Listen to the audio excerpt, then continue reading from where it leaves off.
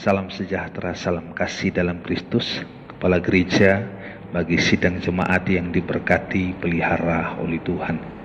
Atas cinta kasih, campur tangan dan pertolongan dari Dia Kristus yang adalah kepala kita, maka selayaknya segala pujian, hormat, syukur dan terima kasih, bahkan segala yang terbaik dari kehidupan kita memperuntukkan hanya bagi Dia, sebab hanya Dialah satu-satunya yang layak menerima segala yang terbaik dari kehidupan kita terkait pemeliharaan, perlindungan dan keselamatan yang dijamin oleh Dia bagi hidup kita. Puji Tuhan.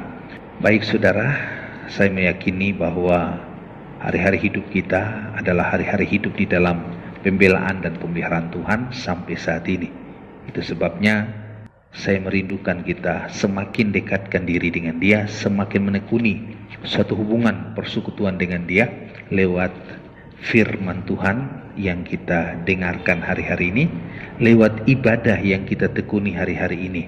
Hari-hari ini memang kita berada di rumah kita masing-masing, tetapi saya berharap di rumah sekalipun kita bisa membangun suatu hubungan persekutuan dengan Tuhan. Kitab Kejadian dibagi menjadi dua bagian besar. Bagian pertama, Fatsal 1-11. Ini kaitannya penciptaan sampai Menara Babel. Bagian kedua, Fatsal 12 sampai terakhir atau Fatsal 50. Puji Tuhan. Dan bagian ini isinya adalah menyangkut Israel dan leluhurnya. Kita tahu sendiri leluhur Israel itulah Abraham, di mana Abraham dipanggil keluar dari tempat tinggal semula ke suatu tempat yang disediakan Tuhan baginya dengan perjanjian dari Allah demikian dan demikian. Dan Abraham setelah mendengar panggilan dan perintah Tuhan itu, ia pun melaksanakan perintah yang diterima dari Allah dengan keluar dari tempat asalnya menuju ke suatu tempat yang disediakan Tuhan kepadanya. Saya mengajak kita, Kejadian 12, kita mulai ayat 1. Perhatikan kebenaran firman Tuhan. Berfirmanlah Tuhan kepada Abram, pergilah dari negerimu, dari sanak saudaramu, dari rumah bapamu ini, ke negeri yang akan ditunjukkan kepadamu. Ini suatu perintah yang Tuhan turunkan kepada Abraham, bahwa dia harus meninggalkan negerinya, meninggalkan sanak saudaranya, meninggalkan rumah bapaknya. Dengan kata lain, Tuhan asingkan Abraham dari kehidupan Abraham yang semula. Dan ketika Abraham mendengar berita itu, dia langsung meresponi. Begitu dia meresponi, Tuhan menyatakan janjinya kepada Abraham pada ayat 2. Aku akan membuat engkau menjadi bangsa yang besar dan memberkati engkau serta membuat namamu masyhur, dan engkau akan menjadi berkat, dan seterusnya. Nanti saudara baca sendiri bagian ayat seterusnya sampai ke bawah saudara.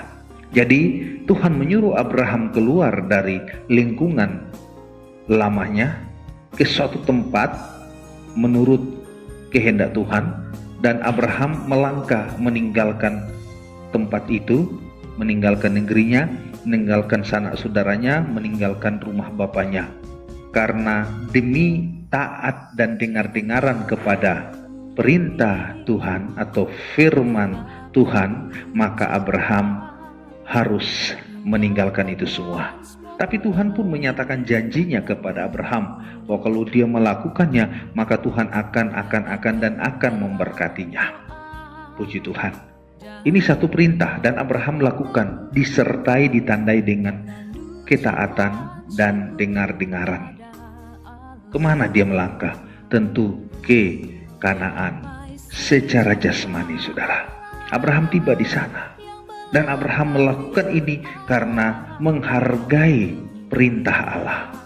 Kalau kita bisa menghargai perintah Allah, tentunya kita akan mengikuti jejak Abraham dengan taat, dengar-dengaran, meninggalkan situasi kondisi kehidupan yang lama, diasingkan keluar kepada satu tempat atau kepada satu tujuan, di mana satu tempat Allah sediakan bagi kita yang mau terasing keluar dengan taat, dengar-dengaran pada perintah Allah. Abraham meninggalkan itu, dan Alkitab mencatat di dalam Ibrani pasal 11. Coba saya mengajak kita ke Ibrani pasal 11. Cukup jelas di sana bahwa Abraham tidak kembali lagi ke sana, ya. Ibrani pasal 11 ayat 15 berkata demikian. Dan kalau sekiranya dalam hal itu mereka, yaitu Abraham dan seterusnya, ingat akan tanah asal di mana Abraham telah tinggalkan, yang telah mereka tinggalkan, nah ini dia, maka mereka cukup mempunyai kesempatan untuk pulang ke situ. Tapi sesungguhnya kesempatan itu tidak dipergunakan untuk kembali ke negerinya, sanak saudaranya, rumah bapaknya. Tapi dia sekali taat meninggalkan hidup di lingkungan lamanya itu, sekali untuk selama-lamanya dia melangkah menurut petunjuk Tuhan, dan dia tiba di Kanaan. Itu secara jasmani. Demikian juga kita, kalau kita ingin tiba di Kanaan secara rohani, maka ada contoh figur Abraham jadi contoh bagi kita. Taat dan dengar-dengaran pada perintah, aturan yang disampaikan oleh Tuhan, agar kita mencapai tujuan akhir dengan baik. Itulah Kanaan rohani. Ada kesempatan untuk kembali kepada kehidupan yang lama, tapi kita tidak pergunakan kesempatan itu untuk kembali pada hidup lama. Kita terus melangkah dan melaju menuju tujuan yang pasti. Itulah Kanaan surgawi. Ini contoh teladan yang telah diberikan Abraham kepada kita, agar kita bisa meneladani.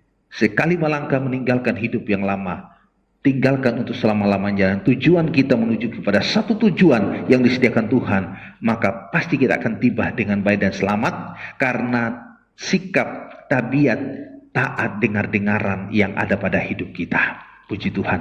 Jadi saya kembali lagi, kesimpulan dari kitab Kejadian. Namanya Kejadian berarti awal mula. Awal mula dari penciptaan, awal mula dari umat pilihan Allah, bahkan awal mula dari dosa.